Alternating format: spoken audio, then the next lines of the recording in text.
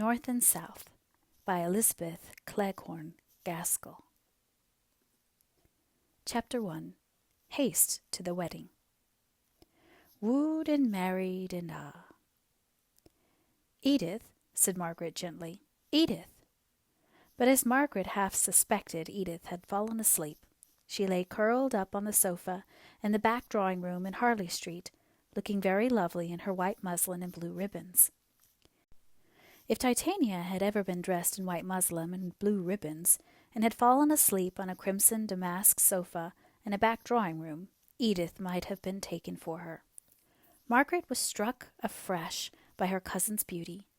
They had grown up together from childhood, and all along Edith had been remarked upon by everyone, except Margaret, for her prettiness. But Margaret had never thought about it until the last few days, when the prospect of soon losing her companion seemed to give force to every sweet quality and charm which Edith possessed. They had been talking about wedding dresses and wedding ceremonies, and Captain Lennox, and what he had told Edith about her future life at Corfu, where his regiment was stationed, and the difficulty of keeping a piano in good tune, a difficulty which Edith seemed to consider as one of the most formidable that could befall her in her married life, and what gowns she would want in the visits to Scotland, which would immediately succeed her marriage. But the whispered tone had latterly become more drowsy, and Margaret, after a pause of a few minutes, found, as she fancied, that in spite of the buzz in the next room, Edith had rolled herself up into a soft ball of muslin and ribbon and silken curls, and gone off into a peaceful little after-dinner nap. Margaret had been on the point of telling her cousin of some of the plans and visions which she had entertained as to her future life in the country parsonage, where her father and mother lived, and where her bright holidays had always been passed, though for the last 10 years her Aunt Shaw's house had been considered as her home. But in default of a listener, she had to brood over the change in her life silently as heretofore. It was a happy brooding, although tinged with regret at being separated for an indefinite time from her gentle aunt and dear cousin. As she thought of the delight of filling the important post of only daughter in Helston parsonage, pieces of the conversation out of the next room came upon her ears. Her Aunt Shaw was talking to the 5 or 6 ladies who had been dining there, and whose husbands were still in the dining-room. They were the familiar acquaintances of the house, neighbors whom Mrs. Shaw called friends, because she happened to dine with them more frequently than with any other people, and because if she or Edith wanted anything from them, or they from her, they did not scruple to make a call at each other's houses before luncheon. These ladies and their husbands were invited in their capacity of friends to eat a farewell dinner in honor of Edith's approaching marriage. Edith had rather objected to this arrangement, for Captain Lennox was expected to arrive by a late train this very evening. But although she was a spoiled child, she was too careless and idle to have a very strong will of her own, and gave way when she found that her mother had absolutely ordered those extra delicacies of the season which are always supposed to be efficacious against immoderate grief at farewell dinners. She contented herself by leaning back in her chair, merely playing with the food on her plate, and looking grave and absent, while all around her were enjoying the mots of Mr. Gray, the gentleman who always took the bottom of the table at Mrs. Shaw's dinner parties and asked Edith to give them some music in the drawing-room. Mr. Gray was particularly agreeable over this farewell dinner, and the gentlemen stayed downstairs longer than usual. It was very well they did, to judge from the fragments of conversation which Margaret overheard. I suffered too much myself, not that I was not extremely happy with the poor dear General, but still disparity of age is a drawback, one that I was resolved Edith should not have to encounter. Of course, without any maternal partiality, I foresaw that the dear child was likely to marry early. Indeed, I had often said that I was sure she would be married before she was 19. I had quite prophetic feelings when Captain Lennox—" and here the voice dropped to a whisper, but Margaret could easily supply the blank. The course of true love in Edith's case had run remarkably smooth. Mrs. Shaw had given way to the presentiment, as she expressed it, and had rather urged on the marriage, although it was below the expectations which many of Edith's acquaintances had formed for her, a young and pretty heiress.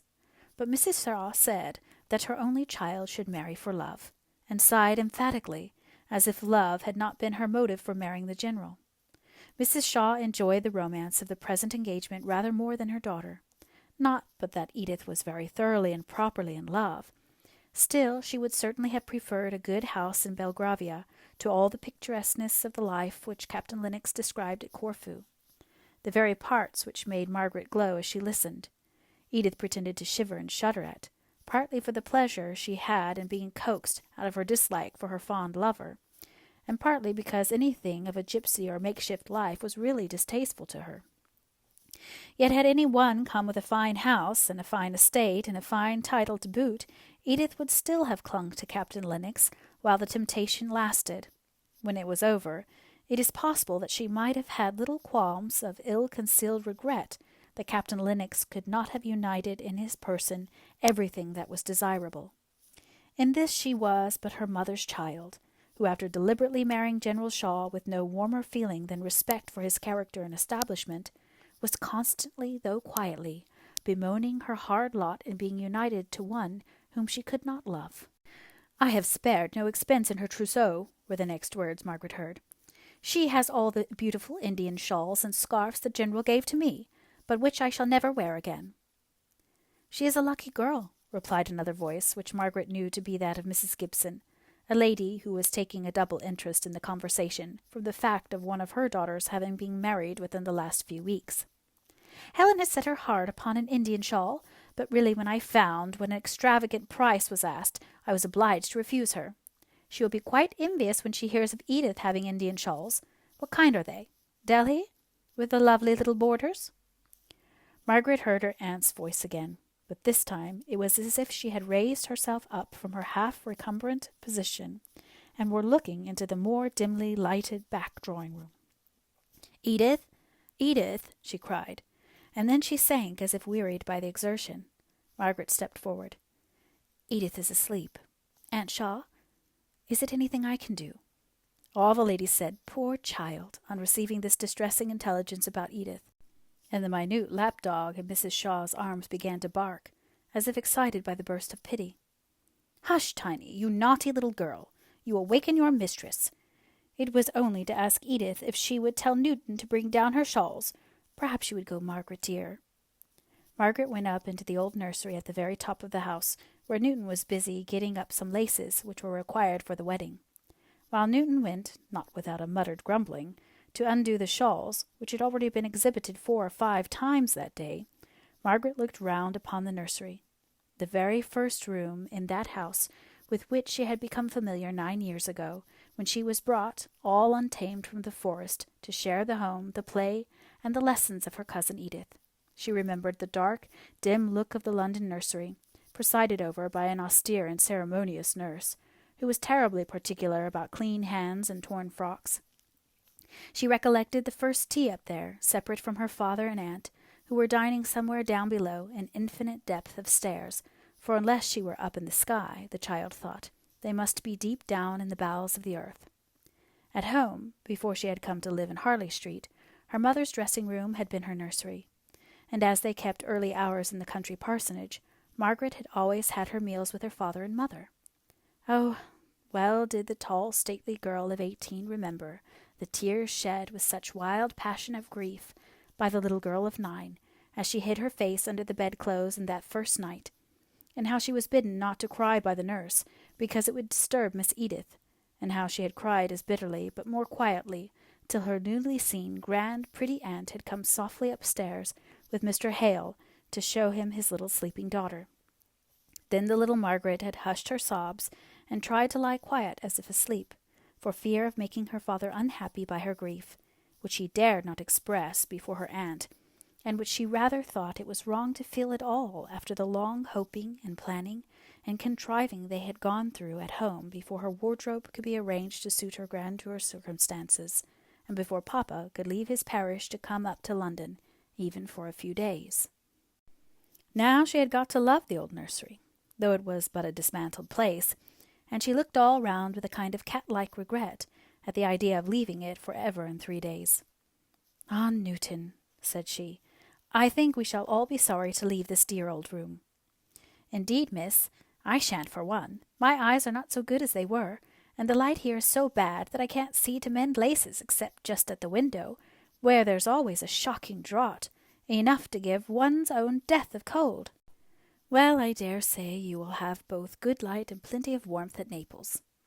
You must keep as much of your darning as you can till then. Thank you, Newton. I can take them down. You're busy. So Margaret went down laden with shawls and snuffing up their spicy eastern smell. Her aunt asked her to stand as a sort of lay figure on which to display them, as Edith was still asleep. No one thought about it, but Margaret's tall, finely made figure in the black silk dress which she was wearing as mourning for some distant relative of her father's, set off the long, beautiful folds of the gorgeous shawls that would have half smothered Edith. Margaret stood right under the chandelier, quite silent and passive, while her aunt adjusted the draperies. Occasionally, as she was turned round, she caught a glimpse of herself in the mirror over the chimney-piece and smiled at her own appearance there, the familiar features and the usual garb of a princess. She touched the shawls gently as they hung around her, and took a pleasure in their soft feel and their brilliant colours, and rather liked to be dressed in such splendour, enjoying it much as a child would do, with a quiet pleased smile on her lips. Just then the door opened, and Mr. Henry Lennox was suddenly announced. Some of the ladies started back, as if half ashamed of their feminine interest in dress. Mrs. Shaw held out her hand to the newcomer. Margaret stood perfectly still, thinking she might be yet wanted as a sort of block for the shawls, but looking at Mr. Lennox with a bright, amused face, as if sure his sympathy in her sense of the ludicrousness at being thus surprised. Her aunt was so much absorbed in asking Mr. Henry Lennox, who had not been able to come to dinner, all sorts of questions about his brother the bridegroom, his sister the bridesmaid coming with the captain from Scotland for the occasion, and various other members of the Lennox family, that Margaret saw she was no more wanted as shawl-bearer, and devoted herself to the amusement of the other visitors, whom her aunt had for the moment forgotten. Almost immediately, Edith came in from the back drawing-room, winking and blinking her eyes at the stronger light, shaking back her slightly ruffled curls, and altogether looking like the sleeping beauty just startled from her dreams. Even in her slumber she had instinctively felt that a Lennox was worth rousing herself for. She had a multitude of questions to ask about dear Janet, the future unseen sister-in-law, for whom she professed so much affection, that if Margaret had not been very proud, she might have almost felt jealous of the mushroom rival.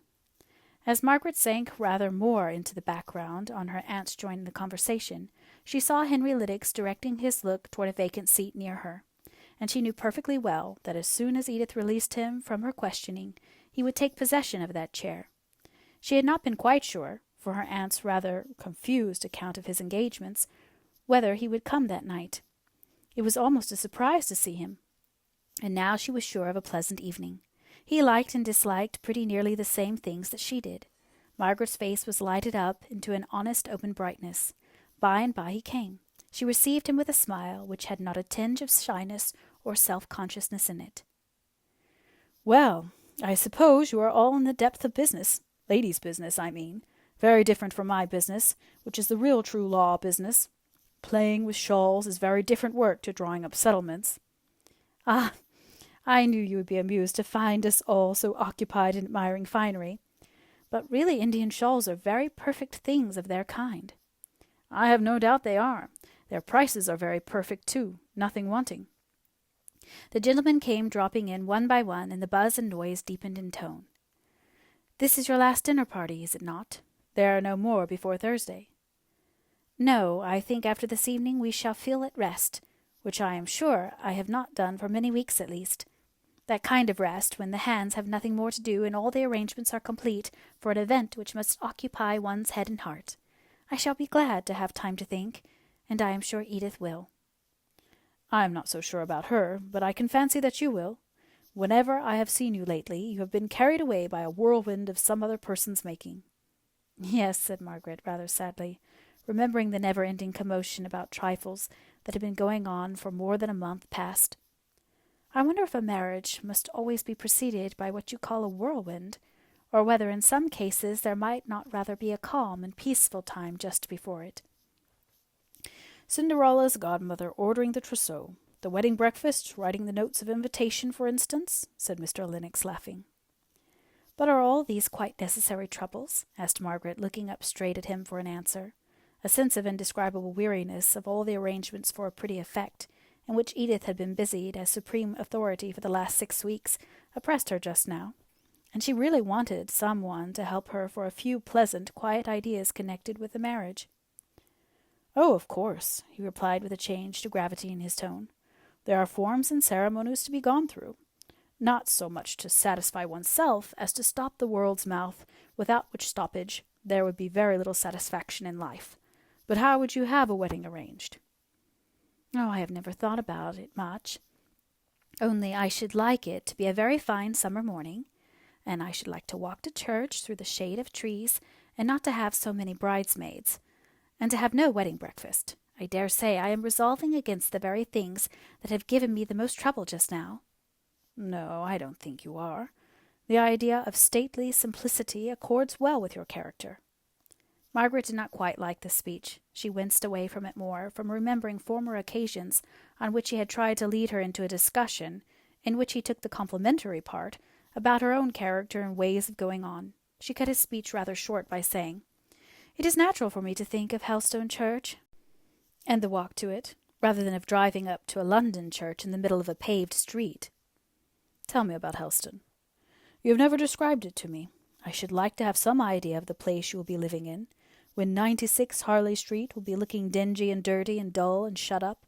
Is Helstone a village, or a town in the first place?" "Oh, only a hamlet. I don't think I could call it a village at all. There is the church and a few houses near it on the green. Cottages, rather, with roses growing all over them." "And flowering all the year round, especially at Christmas. Make your picture complete?" said he. "No," replied Margaret, somewhat annoyed. "I am not making a picture. I am trying to describe Helstone as it really is. You should not have said that." "I am penitent," he answered. "Only it really sounded like a village in a tale rather than real life." "And so it is," replied Margaret eagerly. "All the other places in England that I have seen seem so hard and prosaic-looking, after the New Forest. Helstone is like a village in a poem, in one of Tennyson's poems, but I won't try and describe it any more. You would only laugh at me if I told you what I think of it, what it really is." "Indeed, I would not. But I see you are going to be very resolved. Well, then, tell me which I should like still better to know, what the parsonage is like." "Oh, I can't describe my home. It is home, and I can't put its charm into words." "I submit. You are rather severe tonight, Margaret." "How?" said she, turning her large, soft eyes round full upon him. "I did not know I was." "Why, because I made an unlucky remark, you will neither tell me what Helstone is like, nor will you say anything about your home, though I have told you how much I want to hear about both, the latter especially." "But indeed I cannot tell you about my own home. I don't quite think it is a thing to be talked about, unless you knew it." "Well then," pausing for a moment, "tell me what you do there. Here you read, or have lessons, or otherwise improve your mind, till the middle of the day, take a walk before lunch, go a drive with your aunt after, and have some kind of engagement in the evening. There, now fill up your day at Helstone. Shall you ride, drive, or walk?" "Walk, decidedly. We have no horse, not even for Papa. He walks to the very extremity of his parish. The walks are so beautiful. It would be a shame to drive, almost a shame to ride." "Shall you garden much? That, I believe, is a proper employment for young ladies in the country." "I don't know. I am afraid I shan't like such hard work." "Archery parties? Picnics? Race balls? Hunt balls?" "Oh, no," she said, laughing. "Papa's living is very small, and even if we were near such things, I doubt if I should go to them." "I see you won't tell me anything. You will only tell me that you are not going to do this and that. Before the vacation ends, I think I shall pay you a call, and see what you really do employ yourself in." "I hope you will. Then you will see for yourself how beautiful Helstone is. Now I must go. Edith is sitting down to play, and I just know enough of music to turn over the leaves for her, and besides, Aunt Shaw won't like us to talk." Edith played brilliantly. In the middle of the piece the door half opened, and Edith saw Captain Lennox hesitating whether to come in. She threw down her music and rushed out of the room, leaving Margaret standing confused and blushing to explain to the astonished guests what vision had shown itself to cause Edith's sudden flight. Captain Lennox had come earlier than was expected. Or was it really so late? They looked at their watches, were duly shocked, and took their leave. Then Edith came back, glowing with pleasure, half shyly, half proudly, leading in her tall, handsome captain. His brother shook hands with him, and Mrs. Shaw welcomed him in her gentle, kind way, which had always something plaintive in it, arising from the long habit of considering herself a victim to an uncongenial marriage.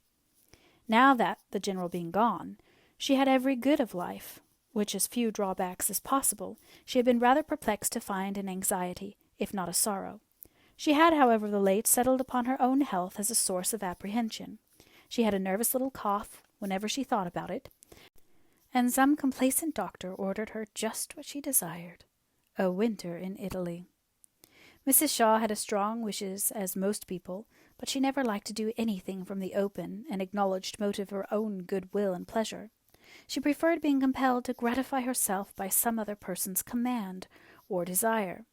She really did persuade herself that she was submitting to some hard external necessity, and thus she was able to moan and complain in her soft manner all the time she was in reality doing just what she liked. It was in this way she began to speak of her own journey to Captain Lennox, who assented, as in duty bound, to all his future mother-in-law said, while his eyes sought Edith, who was busying herself in rearranging the tea-table and ordering up all sorts of good things in spite of his assurance that he had dined within the last 2 hours. Mr. Henry Lennox stood leaning against the chimney-piece, amusing with the family scene. He was close to his handsome brother.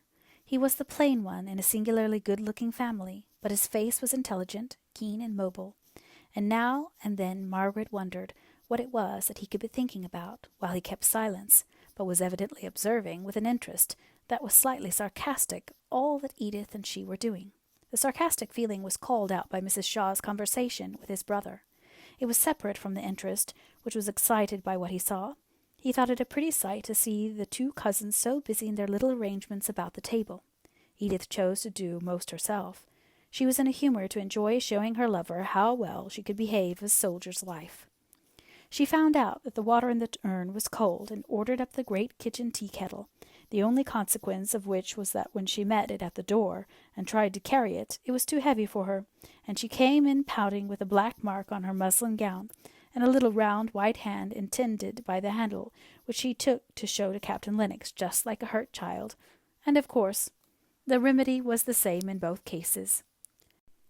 Margaret's quickly adjusted spirit lamp was the most efficacious contrivance, thought not so like the gipsy encampment, which Edith, in some of her moods, chose to consider the nearest resemblance to a barrack life. After this evening, all was bustle till the wedding was over.